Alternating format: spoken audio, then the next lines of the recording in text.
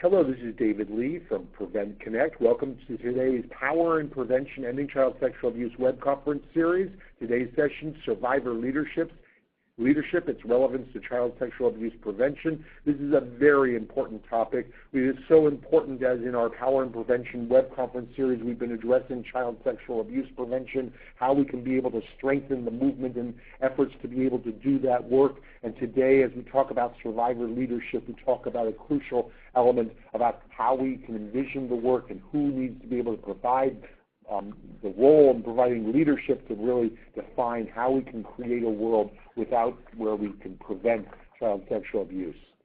Prevent Connect is a national project of the California Coalition Against Sexual Assault, sponsored by the U.S. Centers for Disease Control and Prevention. The views and information provided in this web conference do not necessarily represent the official views of the United States government, the CDC, or CalCASA. With this, I am very pleased to be able to introduce the hosts of our Power in Prevention Ending Child Sexual Abuse web conference, Cordelia Anderson and Joan Tabachnik. So I'm going to hand the podium over to Cordelia and Joan. Hi, David, and thank you, everybody, for being here. It's always my great honor to co-host this with Joan. And hi, this Joan, is Joan. I didn't know. Sorry. Just wanted to make sure you were there. That was your cue. Sorry about everybody. Hi, this is Joan. It's a pleasure to do this with Cordelia as well. I think I'm still in shock. That's our 27th webinar that we've done together. So it's a pleasure to be here. And I just want to say that this is a particular web conference it has a lot of meaning for me personally. And that we've done a number of other web conferences focusing on survivor leadership and the importance of survivor voices. So these are three that wanted to just highlight. The Voices of Experience, which was done in 2012 with actually one of our speakers today, Amita Swadin, as well as Randy Ellison, and the role of ending child sexual abuse. We had one in 2013 called Secret Survivors, which is a wonderful project. We should definitely look into that if you've never heard of it, with Sarah Zatz and Billy Mulrain. And then we had also the role of art in ending child sexual abuse and the role of art by survivors. And we had Donna Jensen with Time to Tell Project, Bonnie Fournier with the Smooch Project, and also Travis Montrose, who did spoken word. So those are three previous workshops that you may want to take a look at as you review some of our resources in the past. Back to you, Cordelia. In the prior sessions, one of the reasons why we felt that this was so important and why we keep looping back to that is just recognizing that throughout at least the history that Joan and I, that we've been involved in the movement. I know in the early 70s when I first was getting involved, Barbara Myers was a survivor activist who just challenged us then to talk about really wanted to be heard and was very frustrated that professionals weren't dealing with this topic at all, and really got it going. And this is when I'm talking, I'm based in Minneapolis. She was really a leader who educated a lot of people and got this on a lot of agendas of different professionals. And another early voice that many of you might have heard is Fran Henry. Fran Henry is a survivor who started Stop It Now and really brought up, since Joan was central there, you might want to jump in and say more to Joan there, but Fran brought her voice, her perspective to really looking at a public health lens and what do we do to prevent perpetration, but really always having that be survivor-informed work. And I also just remember trying to have this discussion at the National Children's Advocacy Conference on Prevention, where we were hoping to have circle dialogues about what it meant to have survivor leadership, what it meant to be able to talk about this in our workplaces. And that was a place in a time where a lot of people talked about that they didn't feel that they could even bring it up at the workplaces, that they had to choose between their public persona, between being a survivor or and identifying that way, or identifying as a professional, or indeed wondering if what was going to happen by what identity they chose. I think you'll be hearing from both speakers about progress and not progress that has been made along some of those line since then. What we're hoping to do today, I'll go back to Joan to say a little bit more about very specifically why we wanted to bring this topic back again.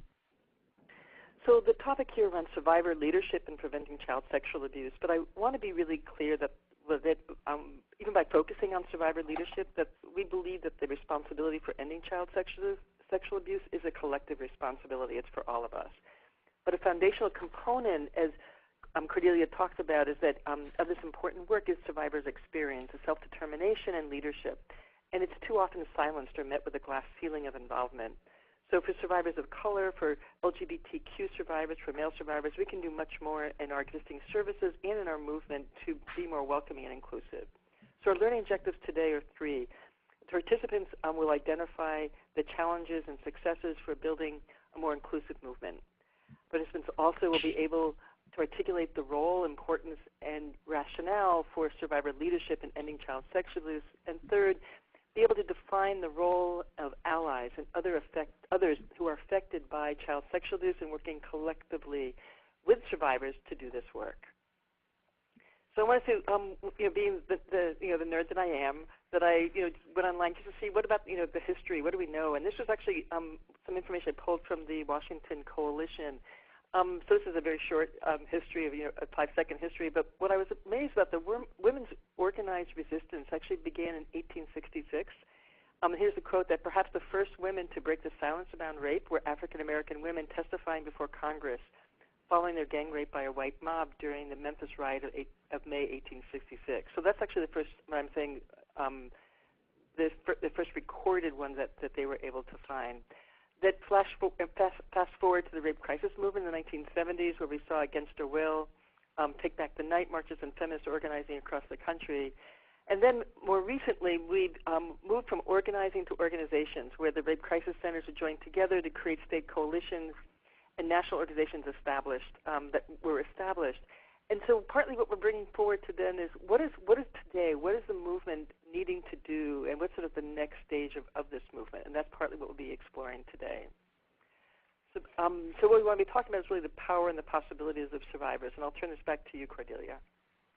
And this is, some of you might remember hearing about our 35W bridge collapse here in Minneapolis. And it's now rebuilt and quite strong. And indeed, the governor supported a group, Break the Silence, that was started by a survivor, Sarah Super, to acknowledge August 16th as Break the Silence Day and to have the whole bridge lit in teal to acknowledge the leadership of survivors.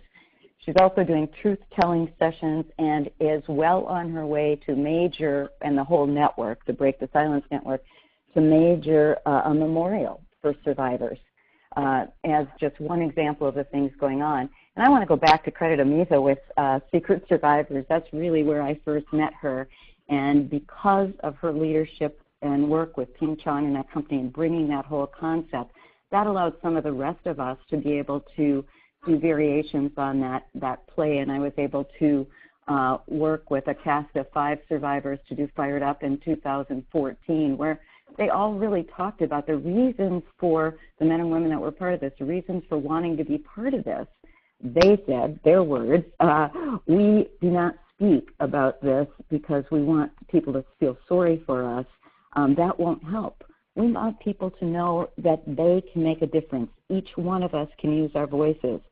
And one of the men talked about sometimes talking brings back these crappy, raunchy feelings, and it can be re-traumatizing. But they all said it's still something, though, that many of us want to, are able to do, feel strong, ready to be heard, and want to be part of a movement. And some of you on this call might have been able to hear Emmy Hart when he was keynote at the National Sexual Assault Conference in 2016. Amita was one of the keynotes just this past year. We're hearing many other voices, but one of the things that struck me when Emmy Hart talked was about what the work he did in 1990 with African American men to speak up Black entertainment, did a session, and he really hoped the silence was broke there. And yet it was silent again until, for him, until he was involved in 2010 in the Oprah 200 Men show.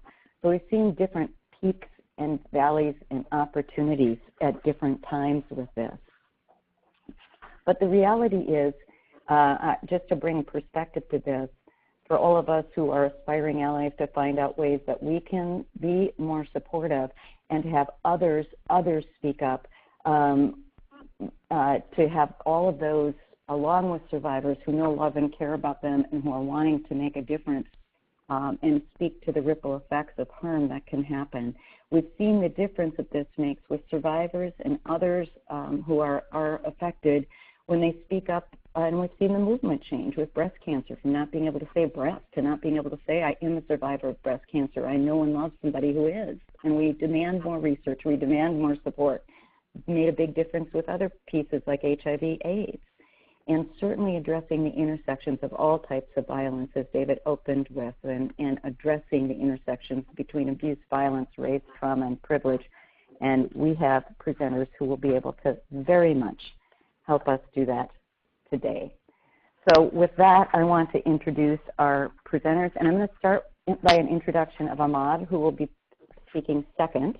Ahmad Green Hayes is a writer, scholar, freedom fighter whose work bridges the gap between communities of faith, the academics, and movements for racial and gender justice. He's also a PhD student in the Department of Religion at Princeton University, also pursuing their graduate certificates in African American Studies and Gender and Sexuality Studies. He is a fellow in the inaugural cohort of the Just Beginnings Collaborative. His project, Children of Kabahi, works to eradicate child sexual abuse in Black churches. He does workshops, preaching series, town halls.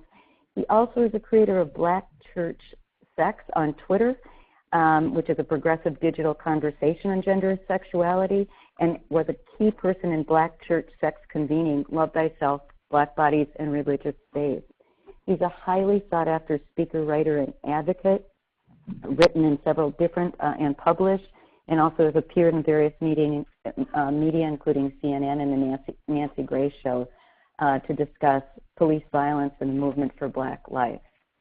Amita Swadin will actually be starting us off. Amita is an educator, storyteller, activist, and consultant dedicated to fighting interpersonal and institutional violence against young people. Her commitment to this stems from her experiences as a genderqueer, femme-queer woman of color, daughter of immigrants, and years of abuse by her parents, including 8 years of rape by her father. She is a frequent speaker at many different places all around the country and has over 15 years' work with nonprofits serving low-income immigrants, LGBTQ communities of color. She also supports individual survivors as a coach focused on healing and social entrepreneurship. Many of you might have had the opportunity to hear her when in 2017 she testified on behalf of survivors of sexual violence and LGBTQ Americans, all in 5 minutes, when she, in front of the Senate Judiciary Committee against Senator Jeff Sessions' nomination as the U.S. Attorney General. Amita is also another one of the inaugural cohorts for Just Beginnings Fellowship, and her project, Mere Memoirs, you'll be hearing more about as she talks to you today. She is, I mentioned she was key in launching Secret Survivors, which was a very powerful play. She holds a master's in public administration degree from New York University, where she was also a Catherine B. Reynolds Fellow in social entrepreneurship. We are very lucky to have Amita and Ahmad. You can tell they have very busy schedules. They have lots to say, and we're looking forward to hearing them. So, Amita, I believe you are starting us off. Thank you so much, Cordelia, for that introduction, and to Calcasa and Cordelia and Joan for being such longtime supporters of my work. It's a pleasure to be here, and just want to say I see some familiar names in the audience today, so hello to everyone who is joining not for the first time, and hello to everyone new as well. I'm going to be talking today about survivor leadership and what I've learned as someone who has been out as a survivor in this work for 20 years now, which I'm really feeling my age as I say that. So I got involved in this work really because I was struggling with my own mental health after all of the violence that Cordelia alluded to. My father was removed from my life and partly through my mother's actions and partly through my own decisions when I was 15. And I spent my senior year of high school as my only year living in my childhood home without him in my life, going to group therapy with other survivors and individual therapy sponsored by the New Jersey Victims of Crime Compensation Board. And that was a really healing experience, and I think I really, at the tender age of 16, had some wild beliefs about what healing means for survivors in this society, and really felt like I've done my year of therapy, I can put this behind me. And of course, that's just not the reality. I went to college at age 17. I was lucky to get financial aid to go to Georgetown. I was the first person in my house to go to college. And being away from home for the first time, I grew up in northern New Jersey. I went to college in Washington, D.C. Really gave me the space to start to integrate and be in my body and really feel my feelings for the first time in my life. And it was incredibly overwhelming. I ended up failing an entire semester of classes and really didn't have the language for it. It was very baffling to me because I was going to all of my classes, I was reading all of the reading, I was participating in all of the group discussions. But when it came to writing my papers, I actually had complete writer's block. And that is how I got diagnosed with post-traumatic stress disorder in 1998, and later complex post-traumatic stress disorder, as the field of neurobiology and mental health began to develop more. And we learned more about the brain. We learned about the complexity of the experience of someone who has not just one traumatic experience, but years of trauma, as I have survived. So that's kind of how I came into this work. I was really there to study diplomacy and thought I would maybe work for the United Nations. And my career took a turn towards much more domestic policy work because of my own mental health and trauma journey and trying to find what healing really meant to me. So because I was in Washington, D.C., I was really lucky to land an internship at the Office of Violence Against Women at the U.S. Department of Justice. That was actually a year before I got diagnosed with PTSD, so 1997. It was an incredible experience on a professional level, and really I gained so much support from Bonnie Campbell, who was Bill Clinton's first presidential appointee to run that office. And she was very supportive of my leadership as a young survivor. I think I was 18 or 19 at the time, and really it helped me understand my experience as part of a much more macro level of the patchwork of this country. You know, the statistics around how many people experience intimate partner violence, as my mother had, how many people experience child sexual abuse. And, you know, we didn't have widespread data from the ACE study at the time. ACE, for those of you who don't know, is the Adverse Childhood Experiences Study that was just beginning that year in 1997, commissioned by the Centers for Disease Control in partnership with Kaiser Permanente. That study includes 17,700 people who are Kaiser Permanente patients, and it's a longitudinal, ongoing study, still 20 years later. Really incredible study that continues to shape my work because it so directly is about my life. And so in that study, that is where the statistics that you may have heard quoted come from about the rate of child sexual abuse in this country. The researchers asked people to self-report adverse experiences, traumatic experiences in childhood. And one of the questions, there are 10 questions in the ACE study. One of the questions is, have you ever experienced sexual abuse or someone sexually violating you who was older than you? So 1 in 4 girls or female assigned at birth children, and 1 in 6 boys or male assigned at birth children, which, you know, it's worth taking a pause there and just realizing that's 20% of the U.S. population. So, you know, years later, when I went to public policy school and started to learn public health epidemiology kind of language and framing, that is something that is considered an epidemic from a public health perspective, 20%. And if you look at other public health issues, you know, of injustice, of violence, what you would normally plan to see, I think, is, or anticipate seeing, public service announcements, billboards, marches, days of action, memorials, as Cordelia alluded to, and not just in a city or a state, but at the national level, because it's a national epidemic that what the data shows is it cuts across every identity marker that you can imagine. And yet we don't see that kind of national outcry or that national infrastructure. So the question really becomes why? And I have a few ideas about that. So I want to talk a little bit about obstacles to survivor leadership and where the infrastructure that we do have to support survivors currently seems to come from. So there are 20% of us on a conservative level. We know that some populations are more vulnerable than others, and I can talk about that a little bit later. But let's just take the conservative estimate. 20% of American people is about 42 million people. That's a lot of people who have survived child sexual abuse. The potential for survivor leadership in the work to end child sexual abuse is incredible and exciting, and is really what inspires me to get out of bed every day. And we have nonprofits around the country, finally, that are starting to focus on child sexual abuse increasingly. When I got into this work 20 years ago, there were very few people talking on an infrastructure-supported level, on an institutional level, on an organizational level about child sexual abuse specifically.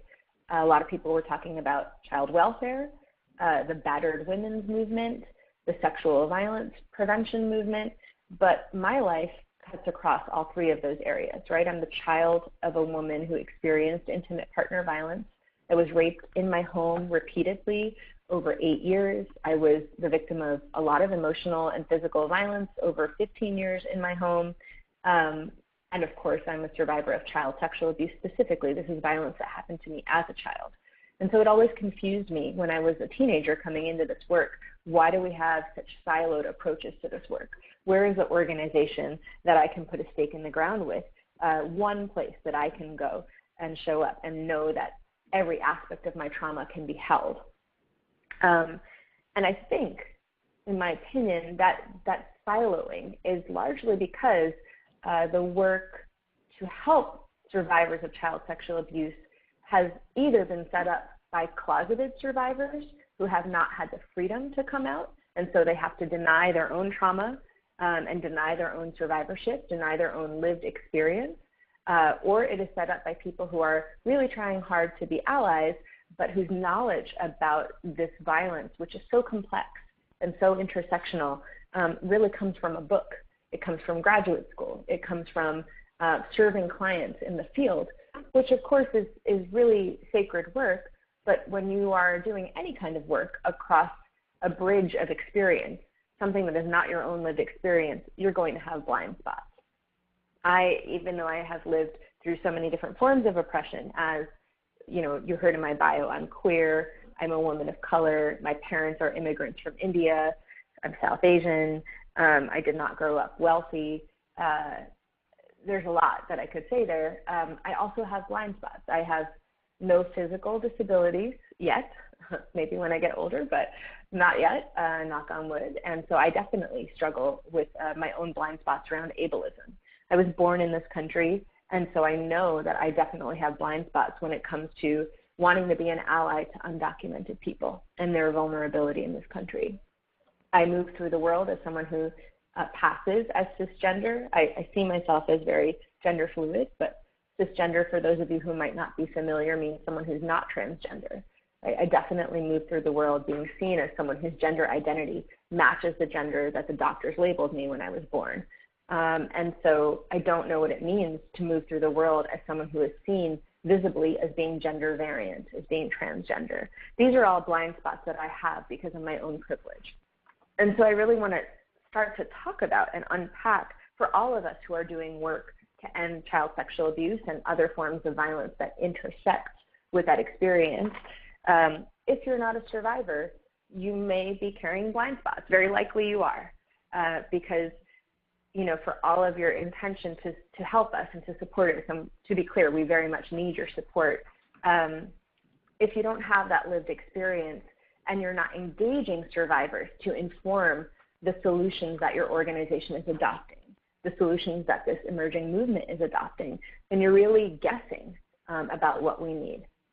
And I should say here that I spent about 10 years as a community organizer, base building, campaign management, messaging, leadership development of directly affected populations. These are all skills that I have had the privilege of developing, mostly with young people of color who are low-income high school students in New York City. And I was never a low-income high school student in New York City myself. So I try to stay very humble about my own, where I play a role as an ally and what I have learned from that experience. But stepping into this work full-time is the first time that I've really had the chance to engage people, as someone directly affected myself. So I want to say something about the stigmatization that we face. When we come out as survivors in the nonprofits that have been set up to supposedly help us, often what we are told is it's not professional to talk about your own experience. It actually can be used against us if we admit that we have post-traumatic stress disorder, right? Because that's a disability. It's an ADA protected disability. And so if you're having a hard day because of vicarious trauma in your role as a counselor, you may find it hard to get out of bed that day. You're making yourself quite vulnerable to the ableism of a supervisor or a board member who either is a closeted survivor and has not really dealt with their own internalized shame about that, or the ableism of a supervisor or a board member who is not a survivor at all and doesn't understand what it means to live with post-traumatic stress disorder as a disability. That's something I've definitely faced in my own career. And I think survivors in this way can have our trauma weaponized against us. We can be very pathologized quite easily.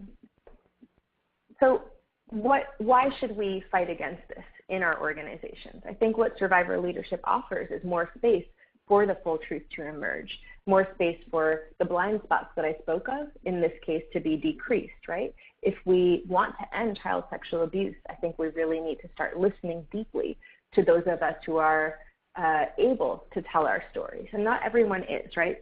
Trauma can be incredibly disabling. The stigma that I spoke of can be so silencing, right? The internalized shame runs so deep for many trauma survivors, particularly around this intersection of rape and childhood.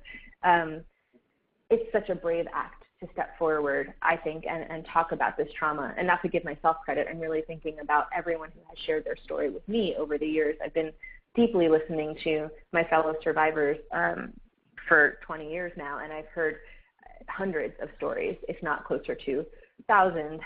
So I find my own knowledge of what survivors need continues to be enriched by the more survivor stories that I hear, particularly for those survivors who are oppressed around certain identities where I have privilege. It's such a gift when a survivor from different identity backgrounds than yourself shares their story. And so if we start to amass a base of survivors who are living at the intersections of oppression, who are really suffering from structural and social oppression, discrimination, violence, I think a collective strategy can start to emerge, or a toolbox of different strategies based on reality, not on a theory that a non-survivor academic has written in a book, but actually on the stories of survivors who are most vulnerable. And I want to give you some examples. You can see here in the picture on the left is an action of Black Americans and people in solidarity with Black Americans directly affected by HIV. And we know, if you look at the history of the anti-AIDS movement and the movement to get people who are HIV positive the medication and the health care that they need and to destigmatize that illness, that movement was first led mostly by white upper-class men. And therefore, years later, at 30 plus years later after that activism began, who is still most vulnerable to HIV and AIDS are very much Black low-income people, particularly men who have sex with men and Black transgender women. And so I think it's really important to make sure that the most vulnerable people, not just all HIV/AIDS survivors or people living with HIV and AIDS, but those specifically who are facing both anti-Black racism and transphobia and the stigma of HIV, the stigma that HIV patients live with, it's important to look at those survivors and elevate their voices in leadership. On the right side, you have a photo of Marsha P. Johnson, who's on the left there, and the sign says, as you can see, come out of your ivory towers and into the street. That's a critique of the mainstream LGB movement, the gay and lesbian and bisexual movement, for leaving out transgender people of color, particularly Black and brown transgender low-income women, Marsha P. Johnson was one of the founders of Street Transvestite Action Revolutionaries, STAR, which was a very grassroots organization founded in 1970 to provide young transgender people, transgender youth, particularly transgender youth of color, with housing and community at a time when lesbian and gay nonprofits that were starting to emerge and the first pride marches were banning transgender people of color or leaving out their interests completely. And still, decades later, we see that transgender rights and transgender visibility is just starting to emerge. So I really want to talk about, is just being a survivor of child sexual abuse or sexual violence enough? And here I think about Chimamanda Adichie's quote, the danger, her speech really about the danger of a single story and how stereotypes can feed very misguided solutions when solutions are only based on one person's story. And I think we see that in the anti-sexual violence movement all the time. Cordelia alluded to these media moments that pop up, and I think it's because we're not looking at the macro level. We're looking at individual survivor stories and elevating individual people as heroes and as survivors. And that's how we got Megan's Law from the story, very tragic story to be clear, right? The tragic story of Megan Kanka, who was a young white girl who was kidnapped, raped, and killed by someone who had a prior record as being a sexual offender. And that led to the creation nationally of sex offender registries throughout the country. And then you have the Sexual Assault Survivors' Rights Act, which is a new piece of legislation that was pushed forward by Amanda Nguyen, a Vietnamese American survivor of, I believe, campus rape. And her whole push is around getting more rape kit tests done to end the backlog of untested rape kits in police stations. Well, I want to talk about the danger of those two pieces of legislation very quickly. I know we're running out of time, but whose stories are left out in these two pieces of legislation being put forward? So my colleague Nicole Pittman is the founder of a national organization called the Center on Youth Registration Reform. And she traveled the country listening to 500 people who were put on the sex offender registry as juveniles nationwide, different states all over the country, and looked at the registration to criminalization pipeline that we've created in this country. She found that it was disproportionately low-income people of color who were already survivors of child abuse in some way. They had all been through the child welfare system as victims prior to their quote-unquote offense that got them on the sex offender registry as a child, and the arc of punishment that sets up for their life. So much so, her work has been so important, and her allies' work as well, so much so that now we have a campaign by the California Sex Offender Management Board to end the practice of youth being put on the registry. And we also have, sorry for the dog in the background, that's my dog, but on the case of rape kit tests, we have the story of Kai Peterson, who is a Black transgender man who is from Georgia and was walking home one day with his brothers at the age of 20 and was hit over the head by a perpetrator, an unknown perpetrator, not known to him, a stranger, and then dragged into a mobile home, an abandoned mobile home, and raped and sodomized. And Kai came to during the attack and ended up shooting and killing the man in self-defense. Now, he had a rape kit test done that corroborated his story to the police, but that rape kit was not used during the sentencing hearing, and he ended up being given 20 years sentence in jail, and he is serving that sentence now in a Georgia State women's prison. He's now 26 years old. He has 14 years left on his sentence. And so these stories that Nicole has elevated, and Kai Peterson, who has founded with his partner a nonprofit, he's founded a nonprofit from prison for the advocacy of transgender prisoners and particularly transgender people of color who have survived sexual violence. They help remind me that when we only focus on one survivor, we really run the danger of creating policies that actually criminalize and punish and further stigmatize already vulnerable survivors. And that reminds me that being a survivor is not enough. When we talk about survivor leadership, it's not just about elevating any survivor, we need to elevate leaders with lived experience and an intersectional praxis. And what do I mean by that? Very briefly, my offering in that vein is Mirror Memoirs, the project that I'm working on now as a Just Beginnings Collaborative Fellow. Mirror Memoirs was founded in 2016, in January of 2016, when I got the fellowship from the Just Beginnings Collaborative, which is a fellowship for people of color who are survivors of child sexual abuse, who are publicly out and have done work to end child sexual abuse. And this project uses a community organizing approach to build a base of LGBTQI, lesbian, gay, bisexual, transgender, queer, and intersex people of color who survived child sexual abuse, to deeply listen to our stories, to create an audio archive, to start coding these stories into quantitative data and eventually publish a report, and then to start gathering physically as this community for collective healing and collective strategy and collective relationship building, because we know one of the most important components of healing when you are from a marginalized population is to break isolation, and you do that, I think, through building relationships. We also have an advisory board of everyone on the advisory board is a member of the identity group that Mirror Memoirs focuses on. And a little more than a year and a half into the project, I have now done 39 interviews. Each interview is about 2 to 3 hours long. We just had a national gathering of 31 queer, trans, and intersex people of color who are survivors of child sexual abuse that was actually sponsored by the California Coalition Against Sexual Assault, and that took place at the beginning of August. We also presented our initial findings and our initial policy pivot recommendations in a track at the California Statewide Conference Against Sexual Assault. We had 5 workshops, and those focused on the violence of the prison industrial complex against Black and Latina transgender women.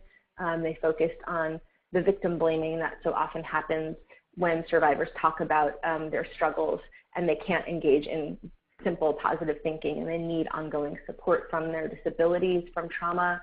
We had a panel of transgender people of color who have used sex work as a tool to survive after surviving deep forms of abuse, and the need for the anti-sexual violence movement to separate critique of trafficking from sex work. And we had a panel on the way storytelling can be a tool for community transformation and accountability that doesn't rely on the prison system and the police that have very much harmed our communities deeply.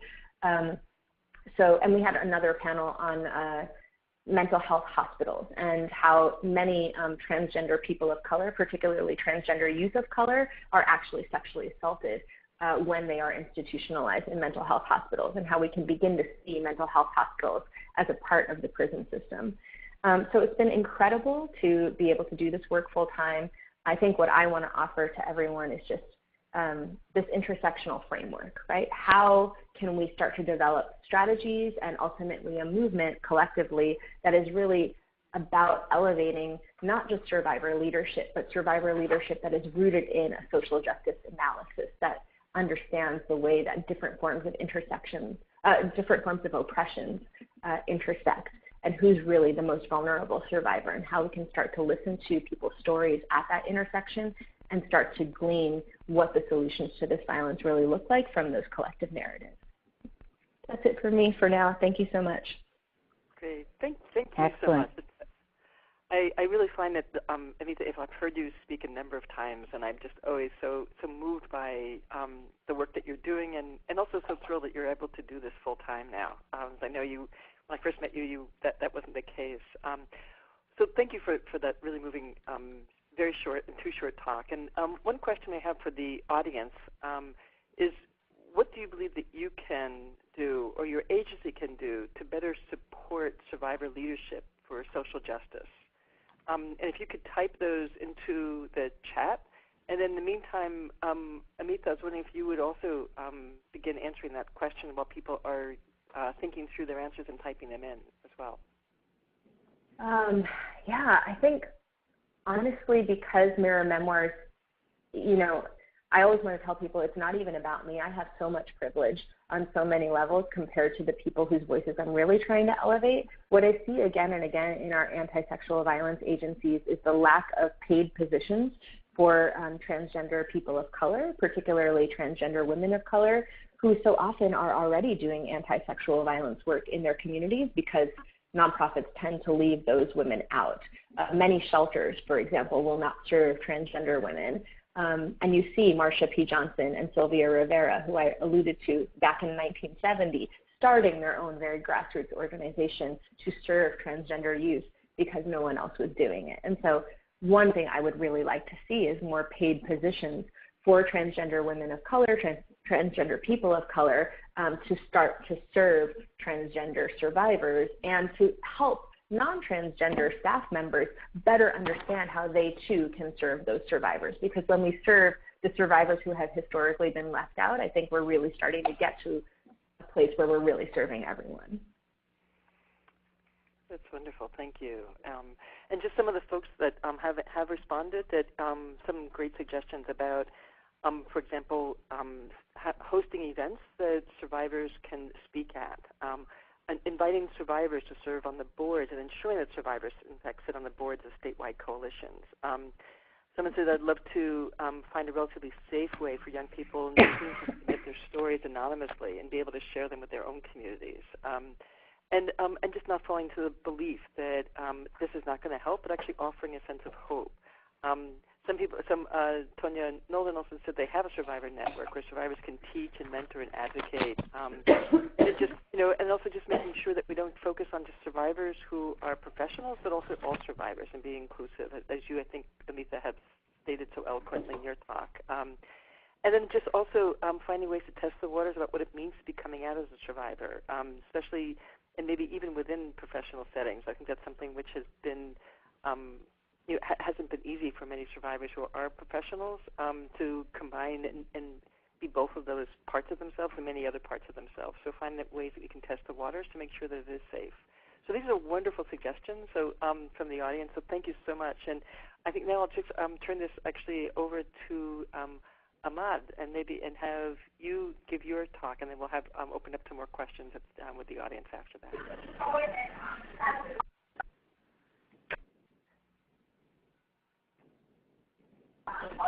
Hello, can you all hear me? Yes, we can. Wonderful. Good afternoon, everyone. And a huge thank you to Joan, Calcasa, and to Amitha. Thank you so much for that. Really, I'm sorry, and Cordelia. I can't forget Cordelia. And thank you to Amitha for really laying out a wonderful framework for us to think about moving forward with regards to survivor leadership. I'm really appreciative in particular for your attention to the significance of intersectionality in these conversations, because as survivors we know that we actually cannot ever put down any parts of ourselves. We are always carrying these stories and these traumas and surviving. So I'm really, really appreciative of that. Again, my name is Ahmad Hayes. I'm the founder of Children of Combahee, which is a project, but now it's actually an organization that works to eradicate child sexual abuse in Black churches. It was founded in 2016, also through the Just Beginnings Collaborative Fellowship. And one of the central things that we're working to deal with are the ways in which child sexual abuse, rape, all forms of sexual violence are skirted under the rug in religious spaces. And for me, this issue has always been a pressing one. I grew up in a Black Baptist and Pentecostal context where the salvation of our soul, and salvation, if you want to think about salvation as safety, the safety of our soul and our spirit was often elevated over the safety of our bodies and our livelihoods. So what does it mean to grow up in spaces with sexually repressive theology that actually doesn't give you a language for articulating autonomy and agency? And those things have particular detriments to survivors of sexual violence. And I'd argue that it's actually in spaces where there is intense sexually repressive theology that we see the highest numbers and rates of child sexual abuse.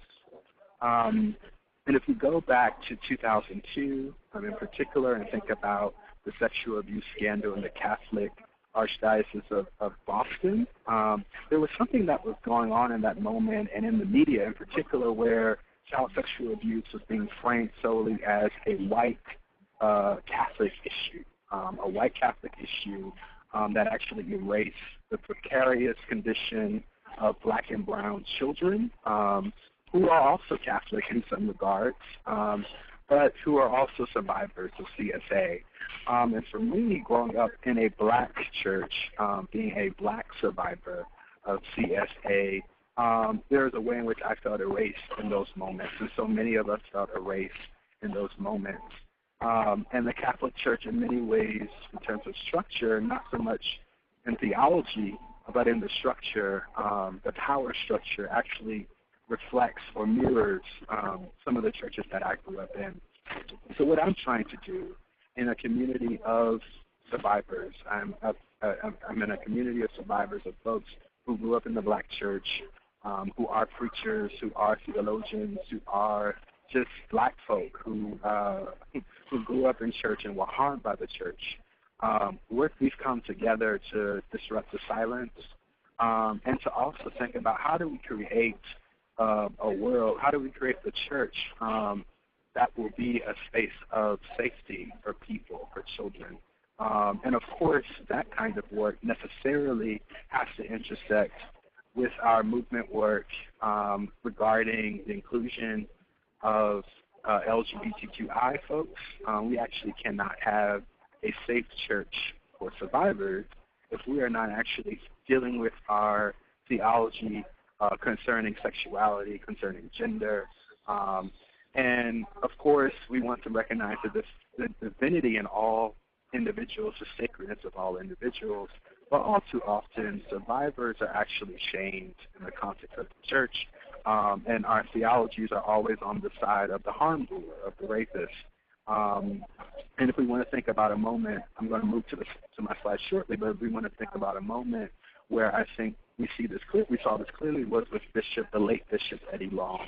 From a few years ago, in particular when the scandal emerged, there was a way that Eddie Long was protected, he was shielded, he was able to maintain his position as the pastor of his church, even though those four young men came forward with stories, with testimony that they had survived assaults at his hands.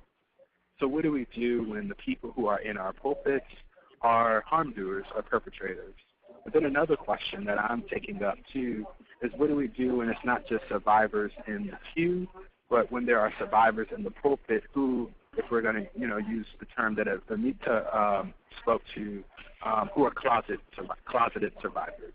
So I just want to move forward and think about, or I've already gone over that, and just give a little bit of inspiration about where the name of Children of Combahee comes from. So it's named after Harriet Tubman's 1863 Combahee River Raid and the 1970s radical Black lesbian feminist organization of survivor activists, the Combahee River Collective.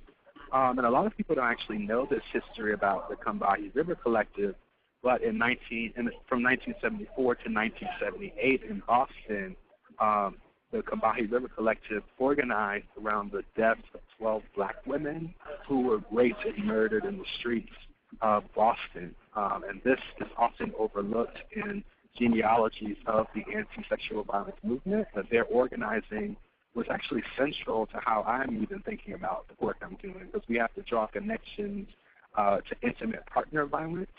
We have to draw connections to the murder of black trans women. We have to draw connections to the prison industrial complex. We have to draw connections to poverty. All of these things are all connected. There's actually no way to deal with or to actually have survivor leadership if we're not thinking along those lines. So, of course, I'm building on a long-standing legacy of resistance, of healing, and communal reckoning around these issues. Toni Morrison, who I'm sure many of you are familiar with, her latest book, God Help the Child, if you haven't read it, she actually takes up the issue of child sexual abuse. And for me, reading that book came at the perfect timing, actually, as I was applying for the JBC Fellowship, and there was a line that stood out: "What you do to children matters, and they may never forget it." And that line stuck out in particular because as I'm, meeting and interacting, and in community with survivors of CSA from the church, one thing that I've seen over and over and over again is that people, regardless of where they are in their life or in their healing journey, you never forget these moments, even as the church, even as institutions work to sanitize and erase those stories. Survivors are always holding those stories. Those stories actually become the substance of how we organize, how we think, how we imagine. We actually are imagining a world where children do not have to go through what we've gone through. We're imagining a world where people who are the most vulnerable, the least of these, if you will, are actually always centered in our conversations about justice and accountability. So survivors make up the church, and I alluded to this earlier. Every congregation has, Monica Coleman here uses victims, but I would say survivors of sexual violence. And I use survivors here because I think people are tapping into wells and resources to get through, to move, to heal. And often those resources, at least in the context of the church, are not provided by the church, but these are resources that people are creating for themselves and community. And since we know that sexual violence is present in the church actually is responsible. And I know I'm talking about the church here, but in many ways, if you think about churches as institutions, we have to actually sit with what does it mean for so many survivors to be in a room and for people to be silent about something that all of us or most of us are dealing with. And it's a death-dealing silence. It's a silence that actually leads to further harm. It's a silence that keeps people up alive. It's a silence that actually doesn't allow us to effectively do the work that we say that we are called to do. So Children of Combahee, we have 5 main objectives. Our first and foremost priority is to provide community members, clergy, parents, caregivers with the tools that they need for recognizing CSA, addressing CSA, and preventing CSA. And that is hugely important. And granted, those things don't necessarily end CSA all the time. But what we know is that when people are able to give language to what it is they are experiencing or that they are seeing, it does a great deal of help to folks who are in those particular kinds of situations. And one thing, an example of this in the context of the church that's really helpful is for parents, I actually would argue that before children are put in the care of any other person other than the parents or the caregivers, and once children are at a certain age, they should be taught about their anatomy. Children should be able to name their body parts. Children should be able to know what is a good touch, what is a bad touch. And those kinds of things are really important. I know that in some churches they have actually instituted classes for parents to talk about sex and sexuality and the body. And for people of faith in particular, it becomes very challenging just to talk about the body and body parts and those sorts of things. But we actually have to disrupt that silence in order to disrupt these other silences surrounding child sexual abuse. Our next priority is to reimagine the pulpit as a tool of anti-rape activism, and that's the hugest part. It makes a huge difference to hear your pastor, who may be a survivor, talk about their story. That actually allows congregants to feel comfortable talking about their stories. And then the other piece is when you have clergy who are theologically responsible, it makes a huge difference to hear them preaching about the text in the Bible, for instance, that actually address rape and sexual assault. The Bible is full of stories of genocide and violence and sexual violence, and so often we try to sanitize those narratives. But part of what survivor leadership means is that we're sitting in the messiness of it all. We're sitting with that discomfort. We're sitting with the parts of our tradition that actually harm folks, that kill folks, and that's just the work we have to do. The next thing is we're calling on Black churches to think more closely about the implication of theology. So I talked a bit about that already. The fourth one is we partner with other activist groups, and because we're not trying to reinvent the wheel, but we are actually trying to amplify the work of our partner organizations. And many of these folks are groups that are doing a lot of work around gender and sexuality in particular, but are not explicitly addressing sexual violence. I think the only group that does, that we've partnered with is the Black Women's Blueprint, who's actually having a march on September 30th, by the way. That's a quick shout out. And then our fifth priority is to host public town halls in Black churches where survivors offer their testimonies. And we have held our first one on October 29th, 2016, in which 4 survivors of CSA spoke from the pulpit in a historic Black church in Brooklyn. And at the end of that, a pastor stood to not preach to them. The pastor did not stand to condemn them. The pastor did not shame them. But instead, the pastor, who was a survivor herself, spoke about her survivorship. And as a representative of the Black church, she apologized to those survivors and then offered to help find ways to include survivor leadership in the fabric of that church.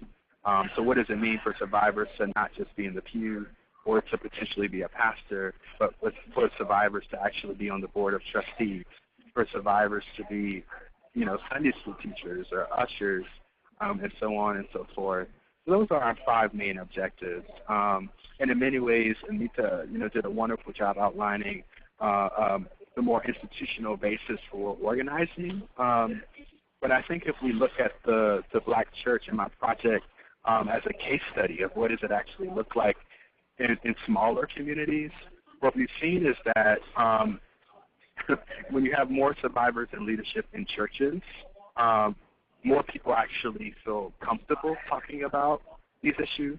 We're actually much more effective because then we're not doing the one-on-one education work all the time, but we're actually cultivating space for people to heal in community and for us to actually imagine and effectively and efficiently put our energy where it's needed.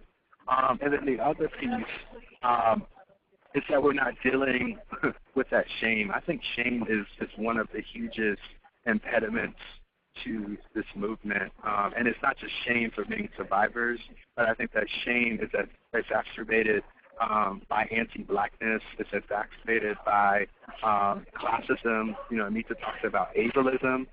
It takes a lot to be a survivor leader. There's a lot that comes with when you are out. There's a lot of pressure to always be on, when so often talking about these issues all the time can actually be an impediment sometimes to people's healing journeys. But if we're actually in the community of survivors who are leading the call, leading the movement, we can lean in on each other in ways that we often can't lean on people who are not survivors. So allies are wonderful, allies are great, but there's a greater sense of power that emerges when people who are not survivors step back and actually amplify the work of those who are survivors. And I will say, too, as someone who is also fairly privileged in a number of ways, for me it's been remarkably humbling to be in conversation with people who have been pushed out of religious spaces because of their survivorship. It's been empowering because, number one, my analysis has been sharpened in ways I can't even quantify. Things I had never actually thought about are actually much more clearer to me, and I am a survivor. So if we just think about what does it mean to center those who are on the margins and do less of just inviting people in to speak, and but more so to do more to actually create the institutional structures where people are paid, funded, and supported and resourced to continue doing the work that is actually integral to their healing and the healing of their communities. And I think that's all I have for now, and I'm really, really excited and looking forward to our discussion and to any questions that folks have going forward. So thank you so much. Thank you, Ahmad. That was wonderful. I know some people are having trouble with the sound. Your sound's going on a bit, and that might be the background noise. So perhaps when you're answering it, I'm not quite sure what that adjustment might be, but just so that you're aware that some of that was making it a little hard on and off for some people to hear. So we can see if we can get better sound during the discussion. But still, a lot of excellent information for both of our presenters. But we wanted to ask you first, if I can, there's a slide. The next slide is really, I want to ask everybody that's listening, type in your responses to this. And while you're typing, Ahmad, just what your thoughts are on how, with everything you were talking about, how does this really fit or differ from other faith-based efforts? Like, do you see other ways that people can think about making this happen in and with and through faith-based efforts? Or what's different about it? Yeah, thank you so much, Cordelia. Can you hear me better now? It is. Okay. Yeah, so to answer your question directly, first and foremost, I think many faith-based efforts have historically and contemporaneously been predominantly white-centric. So we actually don't really have many faith-based efforts that are explicitly addressing child sexual abuse that are Black faith-oriented. Of course, there are a host of organizations that are predominantly white and that have a bulk of the funding, if we want to be very blunt, that do important work. But one thing that I've found is that much of the analysis or the analytical frames that they're working within actually don't work for Black people of faith. Actually don't take into consideration the legacies of slavery, for instance, and how much of Black church theological hermeneutics emerge out of particular traditions that are traditions of resistance to white supremacy and anti-Blackness. So even as we have issues with child sexual abuse, there are other ways that folks are thinking about these issues but are not actually getting the proper funding or platforms that are needed to continue doing this work at the magnitude that we need the work to do. Excellent response. I know one person still can't hear, and I'm not sure if that's on their side. I think Magna's trying to help on that side, but also it goes in and out a bit. But hopefully we'll try and hopefully, we've only had a few of those comments. I'm hoping most people are able to hear you. There was another comment that there's a stigmatism is Black culture. There is a stigmatism is Black culture and Black faith to keep things under wraps and not to speak to them, similar to what we see in the Catholic churches. I don't know if you wanted to comment on that, Ahmad, before we open it up specifically, because that was one of the comments. Yes. Thank you so much for that point. I think part of what that comment gets at is the politics of respectability. You know, that's the kind of more academic, jargony way that has been used in movement spaces too, but the politics of respectability. And then also there's a term, a culture of dissemblance. So this notion that the inner secrets and traumas of Black people's lives actually get hidden for the sake of, you know, upholding the race or making the race look good. So those ideals are pervasive, especially in the context of the church and in religious spaces. Though I think we are, in some denominations or in some factions of the church, are doing a much better job of dispelling those silences and myths. And as I mentioned earlier, a lot of that work around talking about child sexual abuse actually is deeply connected to us being able to talk about sex and sexuality in the context of the church. So I see those struggles as intimately connected and related. But part of the challenge is that the old vanguard, a lot of folks who are in power and have institutional backing to some degree, right, are unwilling to be inclusive and affirming of queer and trans people in the context of the church, and then are certainly not willing to talk to or be in community with survivors of child sexual abuse, in part because that would mean that we're dealing with the perpetrators who are in the pulpit or the perpetrators who are all over the church, and people just push it under the rug over and over and over again. Thank you. We've got a couple more really good points just to go back to you, but I want to make sure we also go back and pick up a question for Amita as well in the time we have left for discussion. And that was someone who was really very interested in your thoughts about the sex offender registry and about ending sex offender registry, and the question also included, how do we best teach and heal the abused as well as the abusers? Thanks for that question. I recently did a video as a survivor for the California Sex Offender Management Board. It's a public education video about the harm that the sex offender registry has done. And so it is my personal politic, and I've read a lot and talked a lot to survivors who have been very harmed by the registry, because when you put, Nicole Pittman teaches this in her work, so I really encourage you to watch her talks, read the report on Human Rights Watch.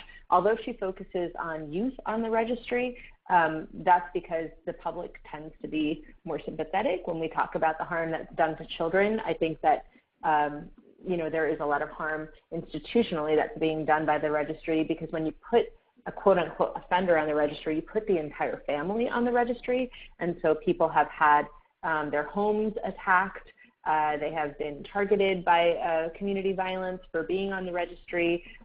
You're really not giving people a chance to be accountable and find healing and transformation and be a productive member of a community or society when you're put on the registry, because of the way the prison system works, the police work in communities. I mean, it's very hard to rely, I think, for a lot of communities of color, for immigrant communities, for low-income communities of color, such as the one my family comes from. It's very hard to rely on a system for support that is, with one hand, reaching out to supposedly help you heal violence in your community, and on the other hand is reaching out to cause more violence in your community. And that's not particular to immigrant communities of color, of course. We see it in indigenous communities and in African American communities and so on and so forth. So I don't believe that we're going to find the solution for this violence in a really authentic way in anything connected to prisons or police. And the registry is, of course, an arm of that system. I do think we need to acknowledge that many, many, many people who perpetrate the violence of child sexual abuse are also survivors, including somebody like my father, who is now a senior citizen, who's a repeat offender and has been offending for the better part of the past 50 years. So it's a complex question, and one that I sit with on a very personal level every day. I think some kind of containment is probably right, and some kind of accountability that engages a community in which that person has leadership and clout. In my case, I think about, my father's also a religious leader in the Hindu temple, and so what would it have looked like to have a circle discussion with temple members and community members and children who were harmed by my father, and the allies that I have had in my community, aunties who believed me, for instance, sit in circle together with my father and have me be witnessed and supported and believed, and have him have to sit there and listen to my own community testimony and take accountability for the harm that he caused and talk about his own pain, which he did end up disclosing to me and my mother and sister when everything came out publicly when I was 13. The harm that he never got healing for, being a child who was raped in India as a little boy. So I think a lot about storytelling. I think about circle processes that people who practice restorative justice and transformative justice have learned from indigenous American peoples' traditions, and the healing and transformation that's possible in those longstanding traditions. Thank you so much, Anita. And I I just want to make sure we also get to another question for Ahmad, where Peter Stranison talks about that. Just thank you for your own, and wondering just if your own survivor leadership had an impact at first in your relationship with the church. And I think in particular, how do you reconcile? Joan, I'm sorry, Joan, we're having Ahmad, the background noise is a little bit loud. Can you mute so Joan can read the question? Great. Great, but thank you, Ahmad, for being ready to answer. So basically, what she was asking was, how do you reconcile with being portrayed by the people in the church and also doing this work in the church? Because she grew up in a church as well as a perpetrator, so that who was a leader, and so instead of moving towards the church, she was moving in a complete opposite way. So I'm wondering if you could maybe speak to that. Thank you, Joan, for reading the question. Immediately, for me, did someone say anything? I'm sorry. No, go ahead. Okay. So for me personally, my situation is a bit different than the one that was stated, in that my, perpetrator was my babysitter. And so, and it's a weird thing, especially with regards to the black church, right, or black churches, I should say, that sometimes family and community often intersect with black church, like they're actually almost one and the same. Like you see the same people at church that you may see, in your neighborhood. So they're intimately connected. And I didn't actually come to terms with my survivorship until much later in life, so I knew that those things had happened. I didn't have a language to communicate what had happened. So, and no one ever asked me if anything happened. Though, retrospectively, I do think that people were aware that something happened, but chose not to address that they were aware that something happened. So for me, I grew up in church. I stayed in church. And I probably, I was ashamed of that story. It wasn't until much later with therapy and help that I was able to actually name myself and to name my story, though that is not the case for everyone. And I do know that everyone cannot be connected to institutional spaces that have harmed them, and you should not ever feel obligated to do so. And it's okay if, you cannot return to that church. Actually, you shouldn't return to any that is not conducive to your well-being, to your wholeness, and to your sanity and peace of mind. So I just want to affirm that. And then the next piece is there are some churches that will never deal with this issue, that will never address this question.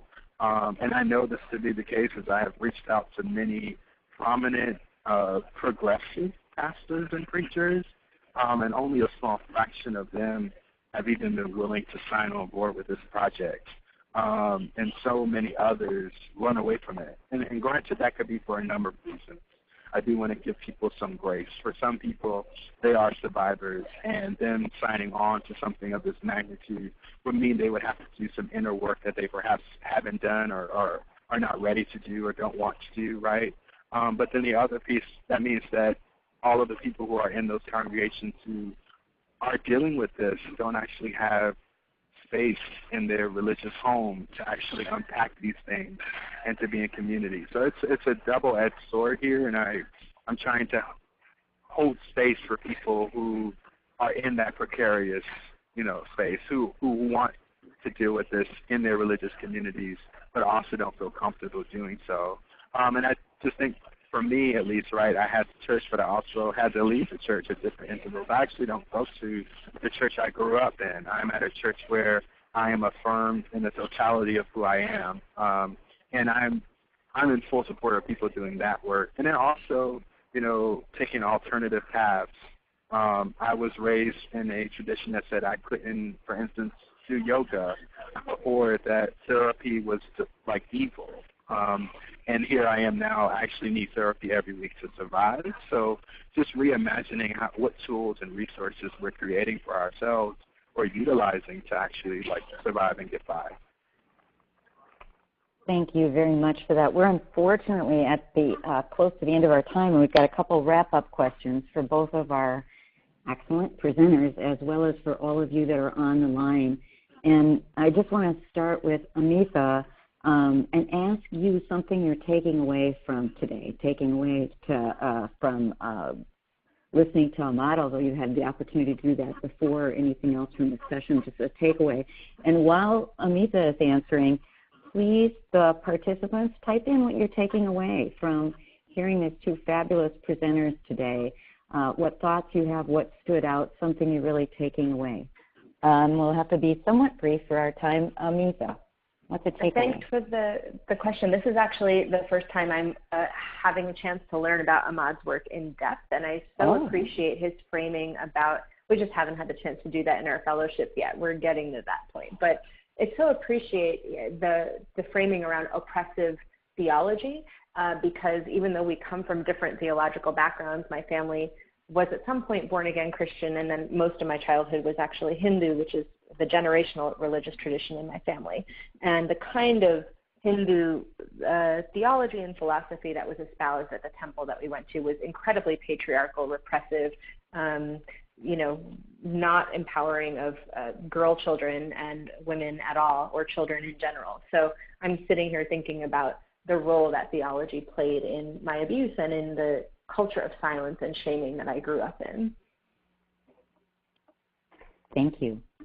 Ahmad, and again, from all of you, something you're taking away, anything that stood out, and to give people a chance to type that in, perhaps, Ahmad, something you took away from listening to Amita today.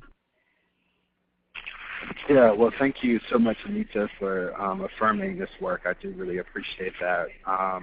And I think one of my hugest takeaways is something that I feel convicted to actually work more on, is actually centering trans survivors and gender nonconforming survivors in my work with regards to the Black church. I think that's a huge oversight for me and for my own analytical frame. And it's something I'm committed to thinking more critically about, in particular because I think at this moment the church, but a number of different institutions have a responsibility to deal with our transphobia, our femphobia, and all the ways that we actually silence people who are often the loudest in the room crying out against injustice. And we reap the benefits so often of that labor without actually supporting and amplifying the stories and the work of the folks, of those folks. So thank you so much for pushing me to think about that. Great. And just one more piece that we'd like to do as we ending our web series here for today. Just like, what is one action? And this is something we also, again, like to ask the audience, and then also like to ask each of you, that given sort of what you've talked about today and given sort of all the work, what would you say is like one action that either for yourself or you even like to suggest for the audience? And Amita, let's start with you on that. I saw some people talking about board positions and public speaking opportunities for more survivors, and I just want to name that transgender children, gender nonconforming children, are sexually abused up to 6 times more than gender conforming children, and that's a form of violence. That vulnerability to physical and sexual violence continues in the arc of a transgender person's life. And economic discrimination, employment discrimination is a huge contributing factor to that vulnerability. So I would encourage everybody to think about ways that you can actually pay transgender survivors of color for their labor, because as Ahmad referred to, story sharing is very much a lot of emotional labor. So board positions are great. Paid positions are better because it actually helps transgender folks of color economically stabilize their lives and get the healing and support that they need. And Ahmad, can you also ask for that one action that you would suggest as well?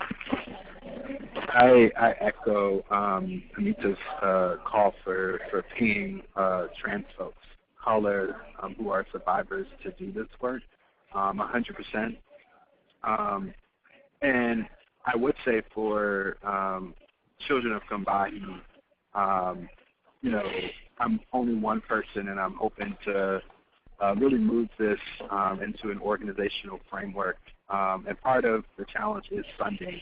One of the biggest things that I do often is partnering with people for the sake of raising funds to hold the events that we want to do. And, you know, of course, I'm not full-time with my fellowship with JBC, but we're having a very huge event, October 20th to the 21st in St. Louis, Missouri, where we will be doing preaching sermon workshop series around preaching about CSA in the church. And one of the hugest things that you all could do is publicize about that. We're looking for more sponsorship and funders. So that's a direct thing. If you're able to, please reach out to me. I believe my contact information is at the end, but that's something that you all can think about contributing to so that we can work to center Black children and other children of color in the movement for MCSA. Thank you. There were a lot of other wonderful comments and questions and statements that we weren't able to get to in this time, but a lot of them included thank you. So I want to go to, we need to wrap this up for time, but Amat and Amita have shared their contact information. Many of you had more questions for them and wanted more information. Megda and David were wonderful throughout this, putting up lots of links to every time something was mentioned, from ACEs to Freedom Overground to the Secret Survivors, Just Beginnings Collaborative, all of those different points that came up, there were links made, and here's the contact information for our wonderful speakers who were so gracious with their time and put so much information into a short period of time in a very meaningful way, and a lot of people are expressing their appreciation for that. So we want to say thank you very much to our presenters, and thank you to this wonderful community of people that were participating by listening and by sending us your comments and your questions.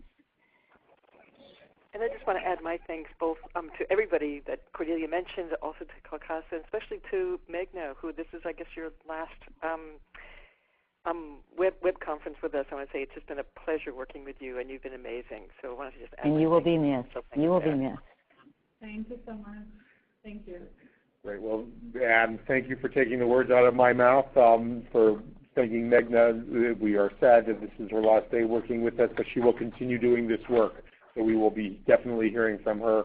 And thank you all for joining us today on Prevent Connect Power and Prevention Ending Child Sexual Abuse Web Conference.